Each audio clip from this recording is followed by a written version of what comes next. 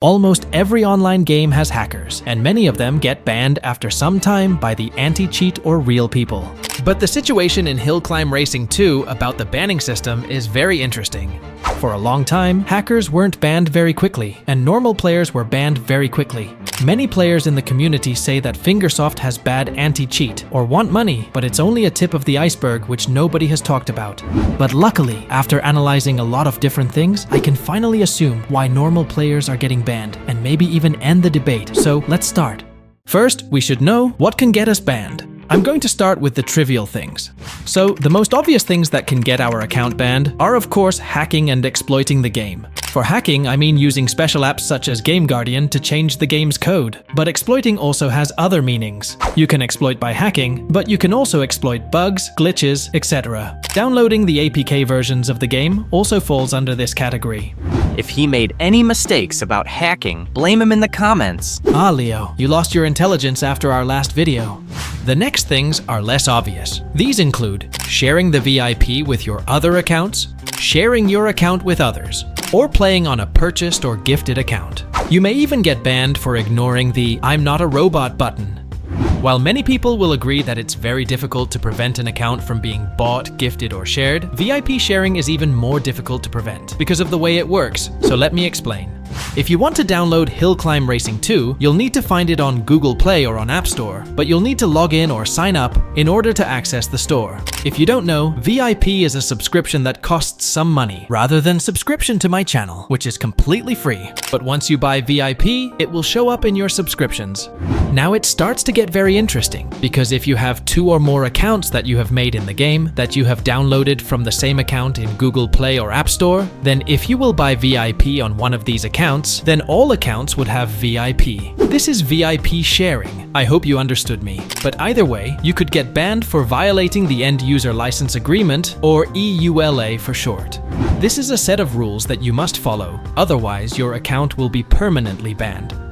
But how does banning people work? Well, it's very simple. You can ban someone by reporting them in the game or directly to Fingersoft. However, if no one reports a player who is breaking the rules, maybe the anti-cheat will ban them if it isn't as bad as everyone says, or maybe the game developers will do it manually. Now, we're going to the dark side of the banning system of Hill Climb Racing 2. Almost every online game has a banning system to ban players that made something that goes beyond the rules or harms the game. However, in Hill Climb Racing 2, the game developers abuse this system. I have a theory about this, so let's hear it. Games are mainly created to make a lot of money, but there are some games where it has gone too far, such as Hill Climb Racing 2. Fingersoft probably want to make more and more money, and because of this, they need to create really great strategies to achieve it, such as allowing you to skip the entire public event in order to purchase a vehicle, or changing the physics of individuals' paints in certain vehicles. But these are the things we can easily notice. Unfortunately, there's some more strategies used by them. I've already talked about how VIP sharing works, but on iOS there's something called Restore Purchases, which works very similar to VIP sharing. Fingersoft never warned anyone about this, because the people who use it are people who spend a lot of money on different things. These people spend their money on the game, then gets banned for a reason they don't know exist, but they come back to the game anyway and spend their money again. Can you imagine how crazy is that? Literally, there are so many people currently playing the game who don't know that they broke the rules in their first days of playing. The only way to completely safely restore your purchases is to ask Fingersoft, if you're curious. There are also some cases where a player got banned in a very stupid way, such as bad at HCR by resetting his iPad when the "I'm not a robot" button appeared. But I can't imagine how it would hurt when you lose your account. That costed you a lot of effort. I got banned once for VIP sharing, but I only had 3,000 garage power, so it wasn't that bad. But can we change something about the banning system? Unfortunately, there isn't much we can do. Fingersoft should ban players for a set period of time, not permanently, unless they have done something very bad. Seriously, being treated like a hacker only for using a bad nickname isn't great. The game developers should also add the reason why you got banned to the message of your ban. Some players are really confused because Fingersoft banned them and didn't even give a reason why. Also, the anti-cheat should get an upgrade if it's really that bad.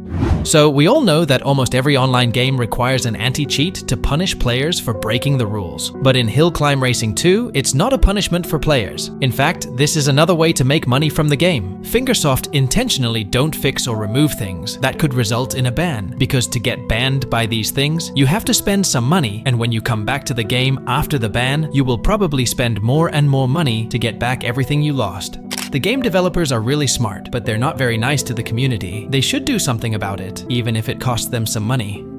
I'm very sad to see a game with so much potential dies because of the developers' greed. Even if they wouldn't change their mind, they should at least let us know why we're getting banned, like in Roblox. If you have more ideas, you can post them in the Game Suggestions channel on Fingersoft's Discord server, or share them in the comments below this video.